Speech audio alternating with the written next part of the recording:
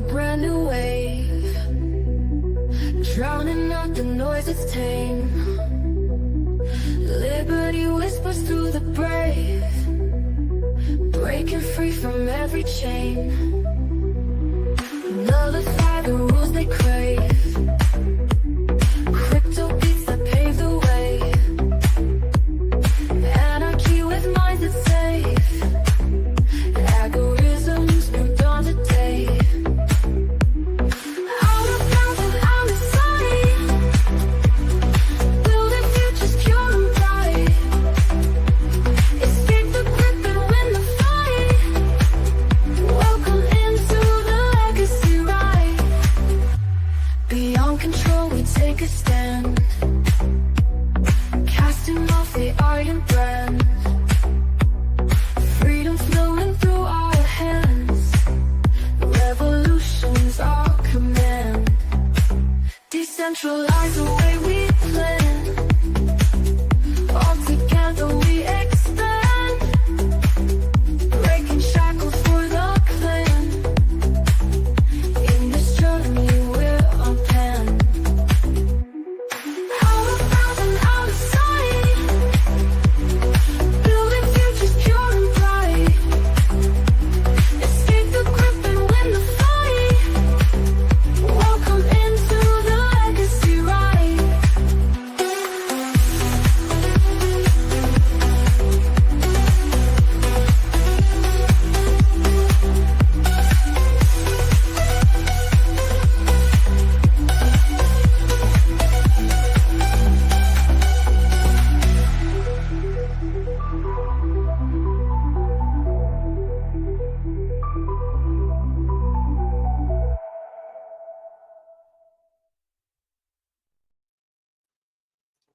Welcome to another edition of Legacy News, episode 5, it seems. I am the legacy of Jennifer and Kaiser. I am Zachary Kaiser. I am your captain up on this enterprise.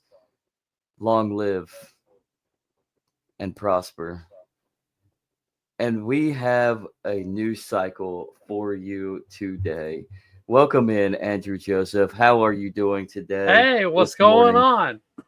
A lot. A lot seems to be going on in Japan, it seems. What the hell is going on with Japan, both monetarily and financially, that is decaying the culture that we see? Well, Before we jump in. monetarily, it seems like the bankers are making a power move of some type. I don't know exactly what their plans are, but I know that they're working hand in hand with the United States government. So, I mean, that's always been the case. They're power players through and through, right? That's World War II. Well, I Building mean, their World War One. a lot of people don't realize this, but I mean, the argument is China.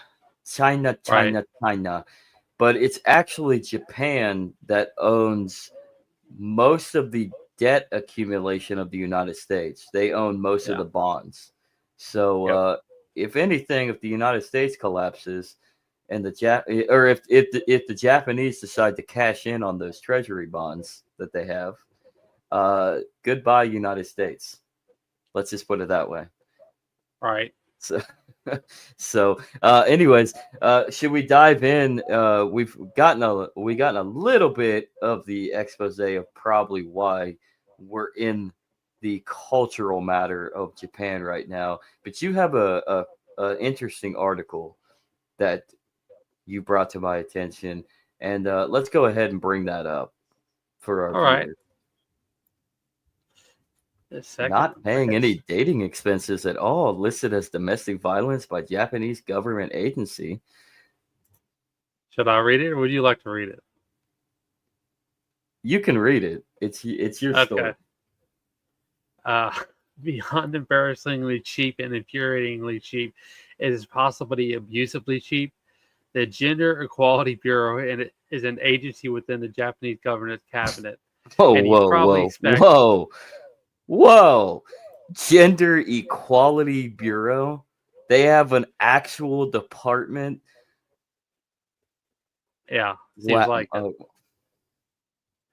And you probably Social decay. expect, yeah, one of the issues that the Bureau is concerning with domestic violence. And as a part of the public Hmm. awareness material, the organization's official website asserts that the definition of violence is broader than just physical variant of a variety. These are all violent states. These are all violence states a chart on the website, which contains 4 categories. Examples for psychological violence, including yelling, disrespecting, or ignoring a romantic partner. Physical violence obviously covers things like punching, hair pulling, and throwing objects with an intent to harm. The section for sexual violence lists scenarios such as coerced intercourse, refusal to cooperate with birth control methods, and forcing a partner to view pornography. Finally, economic violence is defined as an action such as using a partner's money without permission or borrowing money but refusing to pay it back. However, one example of economic violence that the Gender Equality Bureau is listing is raising eyebrows and questions online in Japan right now, not paying dating expenses at all. And it's got a little picture there. But the chart itself Mm. doesn't make any mention of any gender. Slightly further down the same page, the Gender Equality Bureau cites statistics that 1 in 5 women has been the victim of domestic violence from a former partner, which could give one of the impressions that the chart is implying that men who don't pay for dates are perpetrating domestic violence. On the other hand, recent Japanese Twitter reactions, such as the one below, show that the chart could also be interpreted as saying that it's domestic violence for women to have a guy she goes out with pay for everything. Wait, So hold that on, is hold just on. okay. So the issue that they're going on about with this that they're describing is the man paying for the date effectively. So Yeah, that sounds more like that's social decadence. That's a cultural downfall because yes, for the most part it's proper in the manner of the sexual reproductive to fidelity uh, trade-off, right? Because men yeah, typically are the ones that provide. They are the protectors. We are the protectors. We are the providers towards our woman, towards our children, to the family. So that makes sense.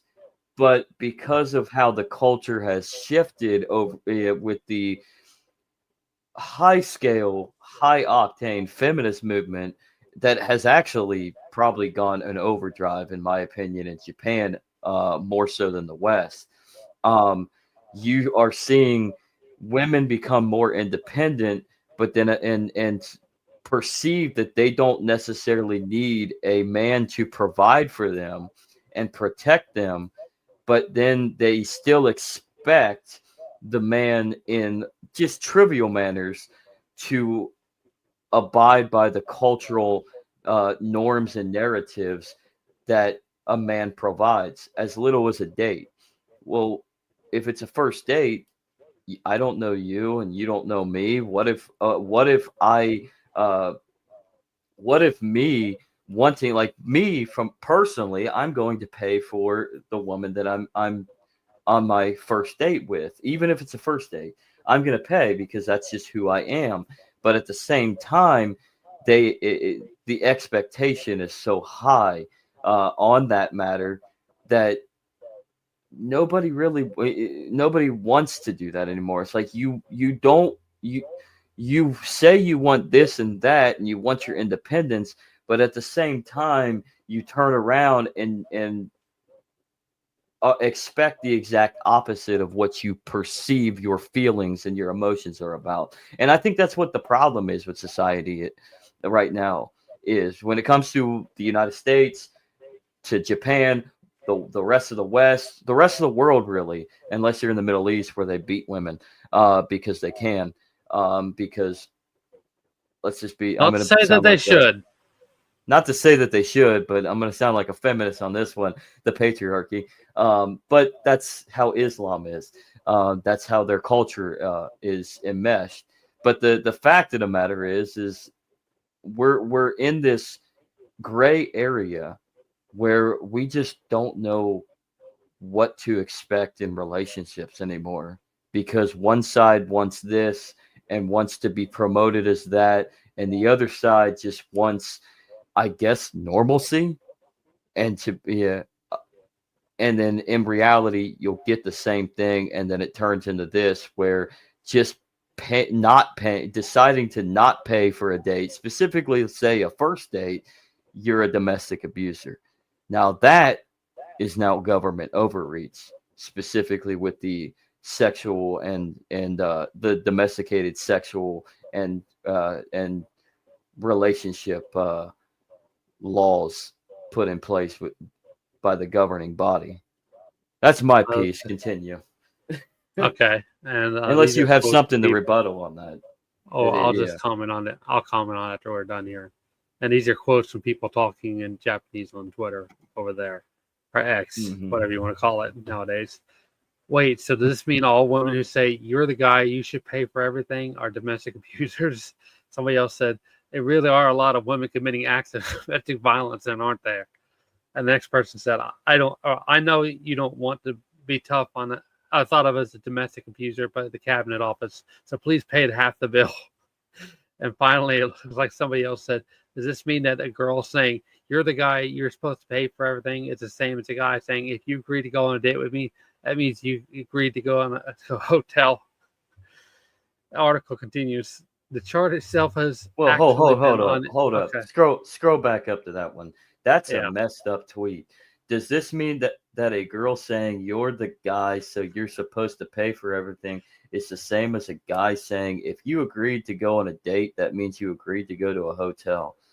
That is so much messed up thinking. That is where society is right now. That is messed up. I mean Yeah. that, and the tweet is a definition. That is a defining moment of where we are as a society and as a culture in our Western influenced uh, society. I mean, that's despicable.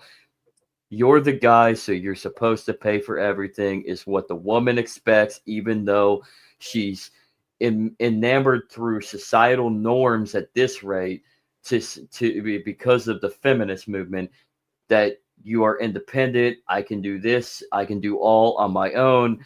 Um, why not pay half the bill specifically on the first date? Or maybe she can pay. Who knows? Trade offs, right? Whatever. Maybe the Yeah. guy understands you should. I will pay because that's just who I am. But You heard then that, ladies you and go, gentlemen. Zach pays for his woman.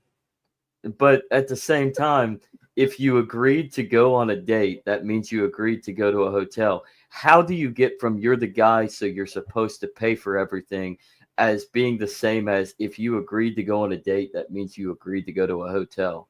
This is this tender, fast track.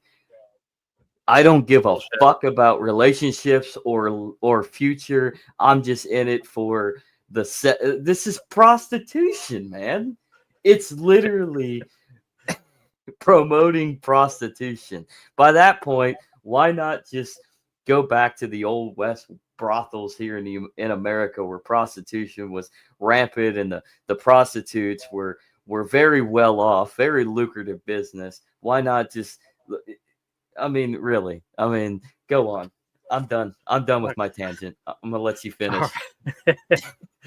The chart itself has actually been on the agency website since March of 2018, but this is the second time this year for this particular Gender Equality Bureau uh, uh, example of domestic violence that caused a stir, following another uptick in attention back in the spring. At that time, a representative from the bureau spoke with media outlet JCast News to clarify the organization's position, saying both men and women can be victims of this kind of violence. Someone not paying for a date doesn't immediately qualify as domestic violence. Unilaterally forcing the other person to pay is what it can be thought of as domestic violence. So, depending on the relationship between the two people, it's a case by case sort of situation. And the article continues. The representative added, if both sides are okay with one person not paying, it's not domestic violence. The representative also pointed out that the Bureau's range of economic violence does not include such a retroactive financial coercion as, if you're going to break up, then you have to pay me back for the expenses sushi restaurant I treated you at. So in the end, cheapness alone isn't enough to make someone an abuser in the eyes of the Gender Equality Bureau. And the litmus test isn't so much as unwillingness to open up one's own wallet as it is to trying to force someone else to open theirs. With the chart's current phrasing having already caused some confusion multiple times, so it seems like a rewrite of that part might be in order. Interesting. Yep. So, Definitely. what is your It's comment on that? it's a feminist struggle session, but in Japan. I mean, it happens here, it happens there, because it is influenced by the way that they see Western media. So they expect that they're going to conform and bend over and adapt by force, basically, with enough social pressure from the women. Feminism 101, man. Fourth rate Right. feminism 101, really. I mean, it's literally, we can go into a political totalitarian, uh, Orwellian established idea to this, and it's really just a way for the state to control the population. Power Because if moves you and get, contractions. hmm I mean, it's literally promoting the downfall of relationship building and the establishment of family, and in disabling those that want to expand their family and their genetic seed and their legacy. Giggles, giggity Right. giggity, legacy news, legacy right. Um, it does stop. I digress. I digress. But it really is a scheme to enable just despicable, disgusting behavior to It's derail the family structure, and control population. That's one reason why Japan, uh, the West, which includes the United States as well. Obviously, we are in a downward spiral in population. We have we have issues. it's at best white knighting, at worst it's apologetics for everything and anything that a woman or a man might do. It just Virtue depends on the signaling at its context. best.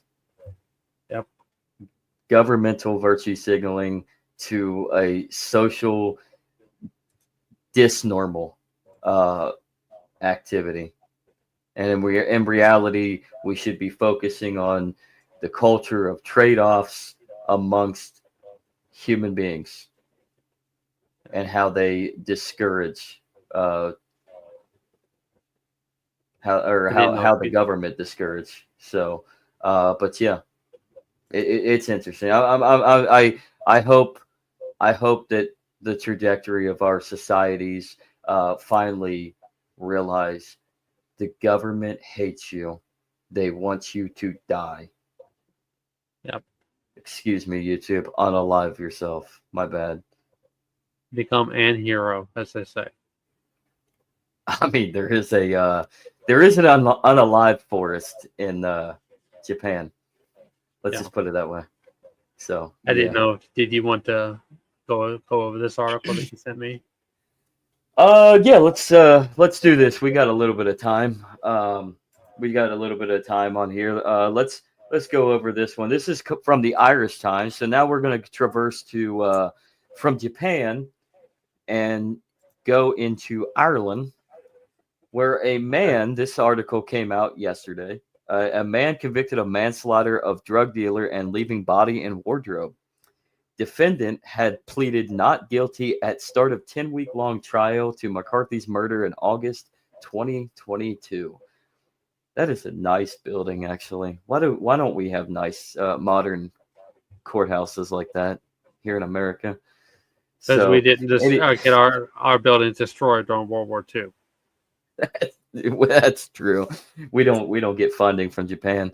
So, a drug user has been convicted of manslaughter over the death of a drug dealer whose body he left in a wardrobe in his home for 4 days.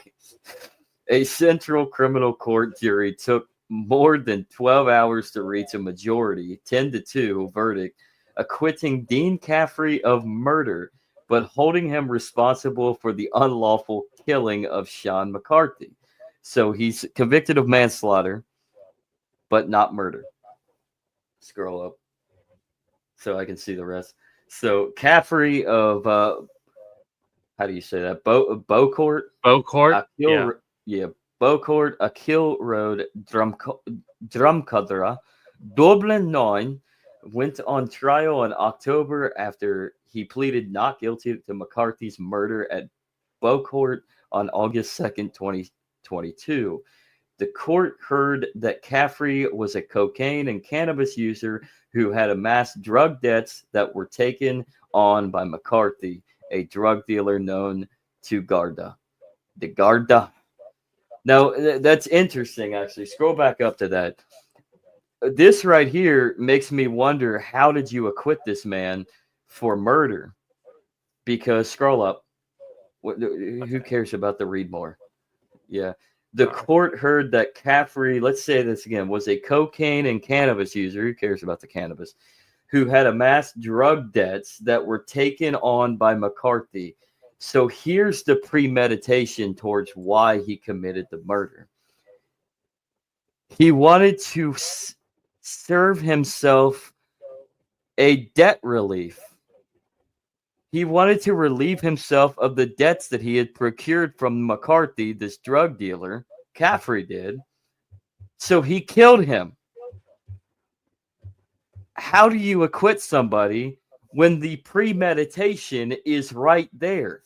So you're able to convict him of the killing and call it concluded as manslaughter, probably because the man was a drug dealer. So what? Vices are not crimes. It's a market.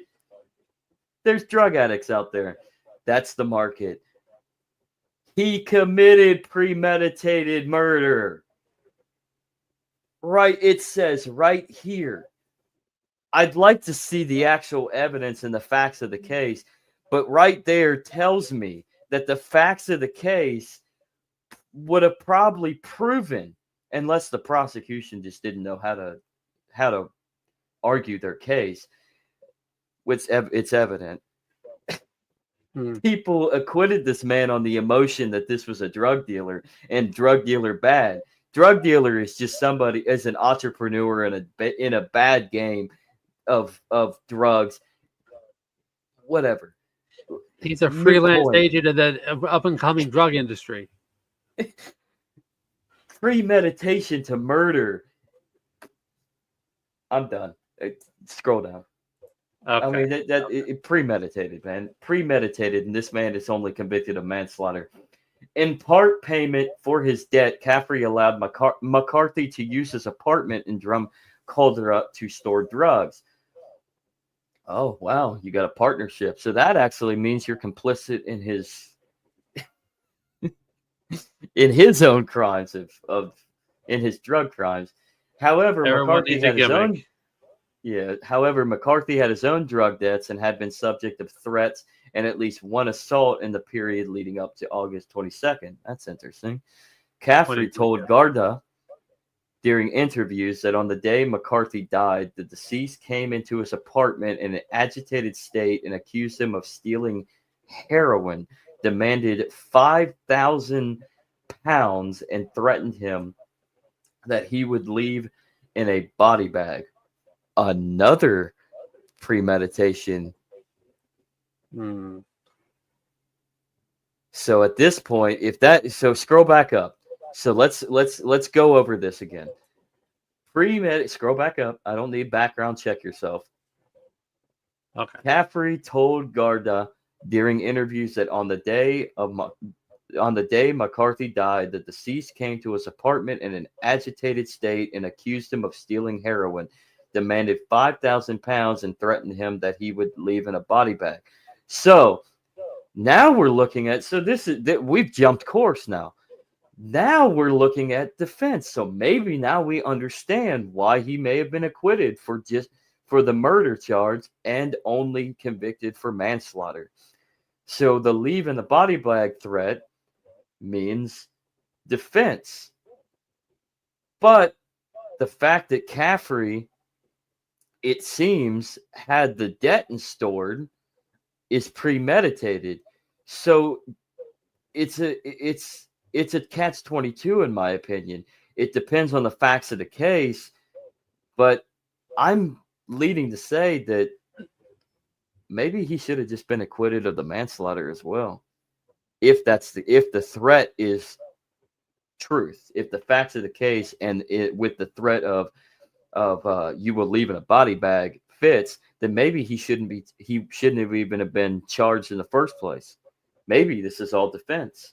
If it's not defense, then you have to still take into accountability that Caffrey premeditates this murder for debt accruement with McCarthy, amongst others. Very interesting. Very interesting. I probably won't get through the entire article because I know the Irish Times is pretty steep and they're pretty long articles. But go on. Let's get down to it. Okay. Caffrey said he lunged for a gun when McCarthy was momentarily distracted by a noise and in a struggle. The weapon went off, causing the fatal injury to McCarthy. A pathologist's report confirmed that he died from a single gunshot wound to the head. So let me get this straight. So while allegedly and momentarily distracted by a noise and in a struggle, that is when Caffrey lunged for the gun. So at this point, maybe this isn't. Maybe this is manslaughter, but if it's in a struggle. But then again, you grab for a gun when you're in a fight. Yeah. Maybe you already had on your mind that you're going to kill this man. So I mean, yeah. I don't know. With McCarthy dead in his apartment, Caffrey used money he took from the dead man's pocket to buy cocaine and later went to Dunn's store where he bought a suitcase. He went home and attempted to put McCarthy in the suitcase, but the body did not fit. Now this is where you get to the murky waters of definitely saying this was premeditated. You had debt secured. Yes, it just so happened that McCaffrey comes to accuse you of stealing drugs from him. Plus, you owe him debts already, and he threatens you. But at the same time, you're in the process of knowing that you're in trouble because you just committed murder. You just killed a man. So now you're in the process of trying to hide the body. So now that fits my idea. Not my fixation. But that fits my that fits more premeditated. So Caffrey then placed the body partially inside the suitcase into a wardrobe. In the following days, he went to work and visited his ex-girlfriend's house while a number of neighbors recalled speaking to him, but they did not notice anything unusual. After a few days, members of McCarthy's family became suspicious of Caffrey and called to his family home looking for him. 4 days later, after the killing, Caffrey went to Ashbourne Garda station and told Garda where they would find the body. So at least he actually turned himself in. The jury had been asked to consider whether Caffrey acted in self-defense or whether he used reasonable force in doing so.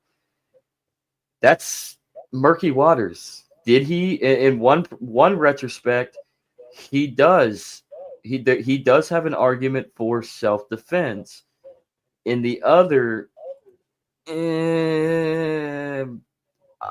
think it's reasonable to say that he was planning on killing McCaffrey by any means. If he got the scent, I think Ireland's different. I think that's UK.